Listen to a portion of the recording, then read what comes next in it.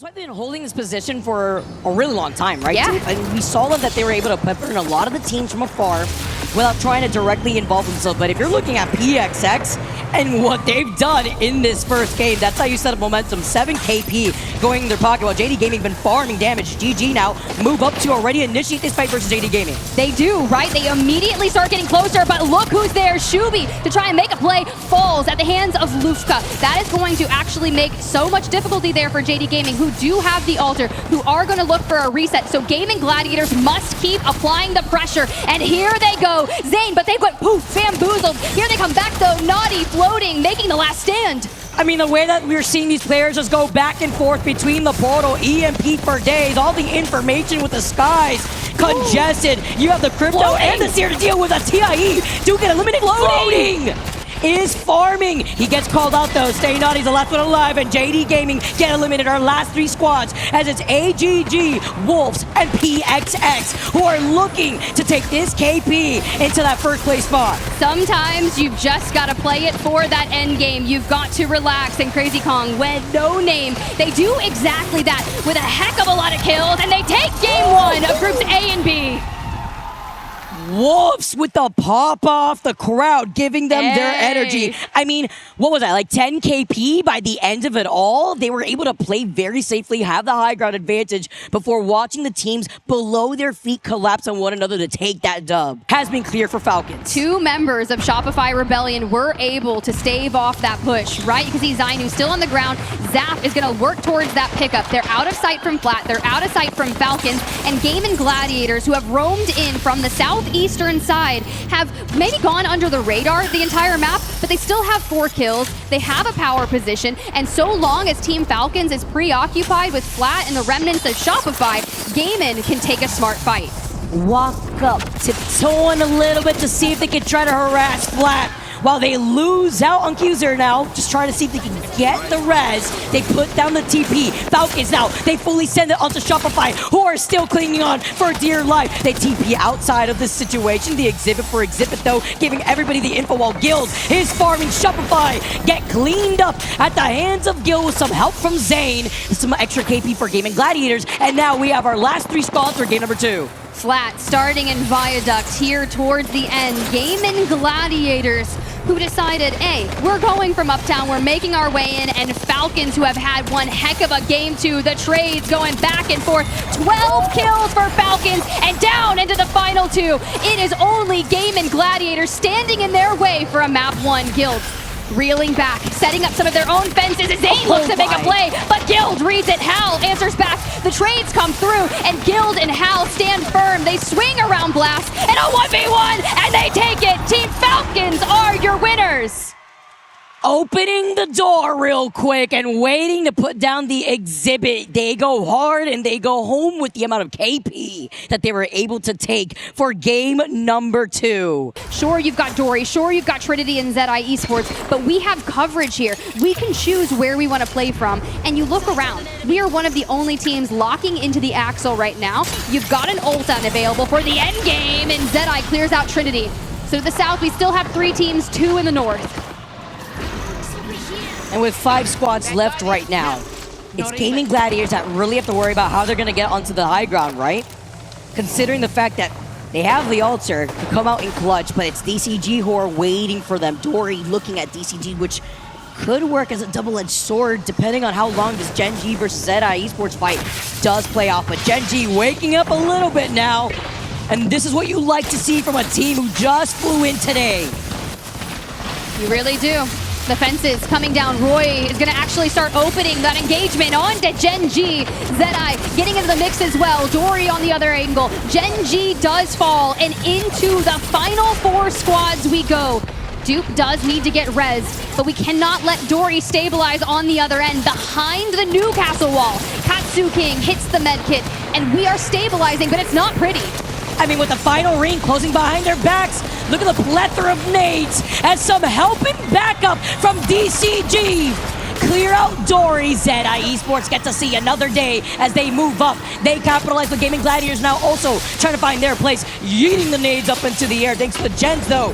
they get deleted unless you're Rory, who is left one shot from one of the nades himself, hugging the jet for dear life. But when does Game & Gladiators make their appearance? They'll have to evac over and onto the high ground, but the timing has to be perfect. For Jelly, the fences, this is one of the most interesting fights. Like, we take an inch, you give a mile, another to meet you there. The Mad Maggie ball in the back pocket from Dupe. And we are just swinging around, hanging the gen. Dupe falls. Jelly trying to stabilize, can't do it. Deeds with a wingman in hand, fencing with the other. And it's Deep Cross Gaming who's able to take out Zedeye. And here come Game & Gladiators to clean it up and take match number 3. The timing of that final play for them was impeccable. Proving the fact that he couldn't pull the trigger a few more times. But look at Gen G, by the way. Survivability. The cockroaches in the lobby, they will not go down here. They hit the Nitro gate. Dory out next. As 10 squads now remain, half the lobby's gone. So many teams still alive in such a short amount of time as well that's going to be left before this next zone goes in. 55 seconds. GG do get removed from the south. Huge fight just won by JDG. Another top 10 for GG, though. It's going to be more points for them as finally Gen G Esports up on that high ground will be taken down. Too many teams surrounding them with lines of sight onto them on that rock. Just weren't able to reset one more time. VP, you mentioned this building was going to be the safest for the longest. Well, they're using it to their advantage here as Taskmaster with this 30-30 is doing damage to Shopify Rebellion, who are being peppered, who are being burnt, and might about to be sent on as Falcons will be out the lobby. Shopify do go down as well. Didn't even have to send it in the end. VP were able to use utility so effectively there. Now they begin to move. The team closest to them is going to be TIE as For Fun starts getting involved in this engagement. This is one of the quickest movements from Pylon towards where this zone was going to be ending. Synetic wants to finish this one off. He's blasting behind the knockdown shields, but not contacting with Suki the way that he wants to. Finally, Zay Individual will be down as we're into our top 5. And For Fun, from the high ground, continue to control the space in this endgame. That is a better performance by Zeta Division, though, showing they are far more comfortable here on Stormpoint. As now zone begins to close. TIE arguably in one of the best spots alongside Virtus Pro. On the west, though, Zeddy versus For Fun. That's going to change a lot of it because For Fun have the high ground. In theory, they can wait. Back on a Jelly cam. Let's see if the cam matches the name and he's shaky, or if he's still when it comes to hitting these big shots. Elsewhere, JDG, they've just been nuked out of the lobby. VP take care of them. TIE, they're going to sweep in behind as F-Chan takes down one as Zeddy now make their move up to the heights. That's such a good position from Zeddy as well. They'll take the position off of For Fun. They get 2, should get a 3rd as well. But all the meanwhile, TIE versus VP, and it's going to be a 3v3. TIE, Zeddy, final circle. Jelly got an armor swap at just the right time here. Pinator is down. So it's a 3v2, the bubble goes down. And it's time for Zeddy to try and send it to call themselves the champion by taking down the final players. One has fallen, that's going to be Jelly, dragged back to his feet by the Newcastle as Dupe swoops in, and Zeddy will win your game 4. They call it the Dupe swoop. As Zeddy, they deserved that one because there was aggressive position they took away from For Fun. This is brilliant from For Fun, though, because they are only a duo, but they've been able to lock down the most north position, avoid initially AG Global, but finally AG Global will spot them. Up on this high ground now on the middle layer of the building. They're going to be down to just 1 as well. They'll be the next out of the lobby. Kurasame Havoc have fallen. 6 squads remaining. And while all of this is happening, the main building, the God building, has belonged to AG as the God shots start to come in as well from Yanya. This boy's got a Kraber. Kadinga, Kablam, Kabloozy as now AG are going to be on 37 points and building. It's just 1 remaining player, by the way, on the north as Flat get eliminated. Synetic will be sent on. Should be eliminated from the game and will be. Down to 4 squads. Surely this is AG's game. Boys, a gymnast almost managed to get out of there. Wolves now go down to the low ground. They have found a way to reset. They have found a way to get into this zone. And Zeddy will be out of the lobby. Top 3 is where we find ourselves. You have Zeta, you have AG Global, and you have Wolves down on this low ground. The Gibbies are huge, though. They're massive. The protection is huge. But Wolves, they've got the portal to back off. The pylon is eating all of the ultimates coming from the skies here for Zeddy. And that means that AG, the Gibraltar, not as useful. Zeta now up on the high ground. The nades are raining down as Wolves will fall and Zeta move in to claim the game. Our best performing APAC North team, the #1 seed coming into these groups.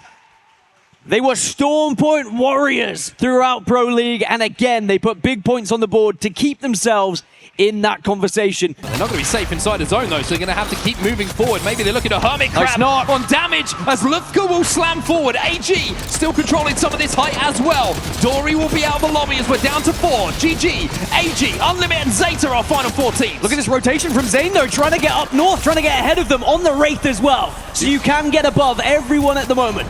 Well, the Newcastle has gone down, though. That's the problem here for GG, and instead he's decided, I'm just going to pepper away at AG Global. Zayn will fall. That is his 500 death, as GG will be out next, as Zeta now come under fire from Unlimited. Can Zeta go back-to-back, or will it be AG trying to take this lobby at the moment? They're on 55 points. They've just got 2 points behind GG. If AG go down, they're getting pinched. It will be huge for GG. They're getting pinched. Yanya left on his own. It's Yalari Man, the bogeyman of the lobby, who's coming through and doing the damage here to AG. Saduki up on this high ground there with a car in his hand, just laying down the fire. The bullets are hitting nothing but flesh as AG are down, and Zeta now moving on a limit. A chance for the back-to-back from Zeta. We knew they were going to be good on Stormpoint, but we didn't know they were going to be this good. Here's the swing.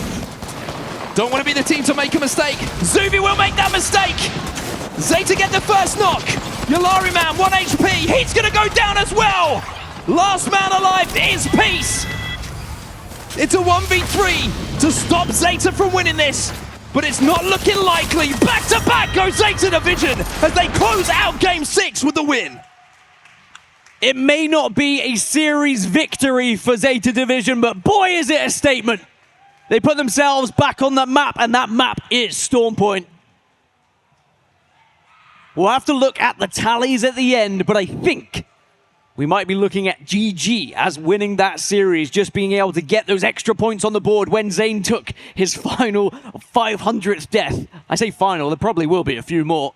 But it's all about Zeta Division. The back-to-back after a disappointing E-District, it really shows how the map changing and Legends being banned completely wipes the slate clean and allows you to have these opportunities to put points on the board. The kill leader in their lobby as VSN Carter jumps in between the portal, does a little dance here, isolates two players stuck on the corner. Where can you go? Where can you hide? You play off the knockdown. He's one shot and reject. Get eliminated. VSN with the zone closing in behind him though. Little to nowhere to run, and it was just a matter of time as Sentinels also clean up Carter. And then we see all of the damage coming through. The Cryptos in the lobby causing havoc, and Loader trying to withstand all of it as Blinkster gets lit up. The Wingman, the swap, but it's not enough. Zipline falls, Vision falls, and Team Liquid still standing in the final 3. Full send Sentinels before being completely demolished. And with the final 2 squads, it's just a matter of time as Aurora clean up Sentinels and clean up game number 1. What an end game. That is one you have to go back, carve it back in slow motion. Can he come out here? No, it's just a matter of time as Alliance get eliminated. Sharky with that Nemesis that we talked about, Tiff. 6 squads left as E36 get hit with a seer attack. It's all the information as S8UL are keeping their eyes on this team as a zone closes in right behind their back because the team's collapsing on the southern side will eventually have to fight while E36 are looking at S8UL. And through the window, all the nade indicators, S8UL starting to rack together more kills. RRQ, dead center of circle. Here comes Elite. Coming into WGR have been just picking up so much of that KP, but looking on the other side, would it be enough is the question when you take a look at the way that E36 get eliminated. S8UL still finding more KP, 5 squads left. They leave their building, they sling through, they see RRQ, and they wrap up behind Reject and RRQ, who's trying to dance around the outskirts of the zone. And we've got the pylon, and we're basically staying directly on this, preventing nades. You're behind RRQ. Can we get Legacy back up on his feet? We're going to have to crawl with him with that knockdown, because if we don't deal with RRQ, it could be too little too late. Down to the top 3 we go. With pricing going down, that's unfortunate. Legacy, too, the zone closing in behind them. They're feeling the pressure. Can they get the reset? WGR, too, as Elite move up. RE45 is all they need. They are farming. J7 in hand, and Elite Esports are your Game 2 winners. That RE45 just absolutely shredded through both of those teams as Elite Esports carved their path through that endgame. Dude, Legacy is crazy. Dinos has been farming 7 KP total. Elite was 7 as well. You're hit him looking at with it. Sharky though. Getting some of the extra pressure, gets a beamage here as well. Dino now dropping down from the high ground, trying to reposition on top of Legacy, who once again has been able to claim names in the feed with the Kraber. Little trade-off here as VKG get involved and Dinos eventually get eliminated as S8UL try to get the reset. Now the next challenger approaches, a fully healthy GK. Find Sharky, take the portal, chase him down, drop a Maggie ball in his face. The investment that we're making to find Legacy. Wait a minute, off the Watson fence too? I mean, anything to try to get rid of this player who is hiding for dear life until the wingman shots are more than enough. 3 squads left, S8UL, they get eliminated. GK now get to clear this entire southeastern side of zone while Reject and RQ are facing up against each other. This is gonna be a free win for GK.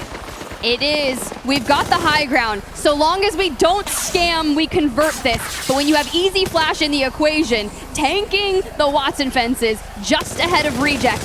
Durice, the Chal around the pylon. 5 more HP, and there it is. GK Esports convert with the power of positioning there in match number 3. Zipline Mafia now being contested themselves as WeQ on the Gibraltar has to spray with that R9 and has to try and clutch. Strafing Flame, he's down into 1v1. Pricey last alive. Last alive, you got the Gibby, you got the bubble, you got the shotgun as well. Pricey slams him home. Zipline Mafia out, Team Liquid. Now after dropping here, they can get very aggressive here, and it's a 2 versus 2. It's a 3 versus 1, it's a 2 versus 1, it's a 1 versus 1, and Zero barely has any KP. Sykes is trying to stick the knock. E36 looking to move up on this as well as KNC take to the sky just to try and survive and buy a little bit more time. Panic has found a little ledge to play and gets into the top 3 because of it. Well, RRQ are watching all of this unfold, by the way, and it should just be a matter of patience at this point. Enter Force 36 is still alive, and then one remaining solo that's going to prove to be a thorn in the side of their chances of winning this game. Well, Easy Flash has got himself 5 kills in this game, so it's looking like a monster potential point tally for RRQ here. Panic still hasn't been spotted, by the way, and if he isn't spotted, there's a real chance he could win this one. If this 3v3 goes down and Panic does not get spotted, then all of a sudden Liquid have a chance. If anyone can do it, it's Panic. We know how good he is in these engagements. RRQ taking a lot of damage. Need to hand over. You need someone who can help you with this damage now. Pricey with a PK in his hand, the bubble goes down. Juzna with the massive in his hand. Where's Panic? Strafing Flame. Jumping around, he gets chunked by the massive 1, 2, 3 times. He's down as well. Panic's still alive. It's a 1v1. Panic does it for Liquid.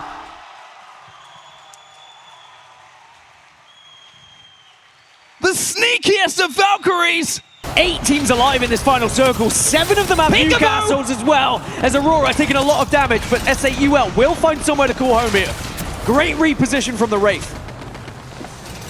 So he's starting to close on them as well. By the way, GK, who landed and would get peppered a little bit earlier on, and now bang center zone and up as a full 3. Team Liquid starting to do some damage themselves. That's 2 dead from 2 different teams. Sykes has gone down, that's the Newcastle, and now Liquid have to try and clutch, and this man could do it. Panic did it in the last game, can he now again? Liquid said it's go time, we have to take advantage of this. He needs to work with Zero, the last remaining player, as Liquid will be wiped out in 6th place. Down to 4 now as VKG also gone. GK get another wall down, and they might control the height for the longest in this game. KNC, by the way, still in a good position up on the high ground themselves. It's S8UL, who we saw move a little bit earlier, who is staring into the whites of the eyes of Elite Esports in front of them. Everyone is peppering Elite, as KNC now make the play onto GK. S8UL weak down on that low ground. Elite still weak as well. They will fall next, up into the skies, but it's not enough, as Kennetroid will clutch the final moments and take game number 5. Elite have not been able to take advantage of their position as much, with Reject now going up to a full 3, by the way. LQ's managed to find one. Sentinels do lose the fight eventually to VKG. But can they get healthy here? Kassa has just been knocked. It's the wingman coming in from Axis from RC. Elite, they close the door and they fence it up and they say, hey, how about you two just fight? We'll watch. and we'll clean up whatever happens afterwards, as now Stingerbolts come out as well. Everyone just trying to make sure that they are not the first to engage, but sadly, they're going to be forced into it. My goodness, it's all lining up here for Light. He's only got 2 bullets, though. He wants to make the most out of them. RC are trying to fence them in. On RC, back to a 3, now become a massive problem. VKG are down to 1, I believe, on that low ground now. And it's going to become a very no scope, no problem! As Light finds the head of Axis. Has the drone as well, but it does get eliminated on its way. Elite are slowly being forced into this one, but they really want these 2 teams to engage. But because both teams have taken so much damage, they're reluctant to move. Look at the fences! The fences are a problem! Now they have to walk through, destroying all these fences. VKG are still alive. Another Kickstart drone goes in. It sends VK into the sky. They'll be eliminated. Elite just looking for targets, looking for bodies, looking for wins. And Elite Esports will take home the final game of the day. And I tell you what, Light, he was feeling lucky in those final moments as he hit that big no-scope. And not only do they take home the final game, they take the series. They overtake RRQ. They have a huge match 6 to send themselves into first place. A 27-point game to win this series, to rip it right away from RRQ. And considering there was, at one point, a 20-plus point gap between RRQ and the rest of the lobby, somehow, someway, they do not go on to win this series. And instead, it is EMEA who stands strong.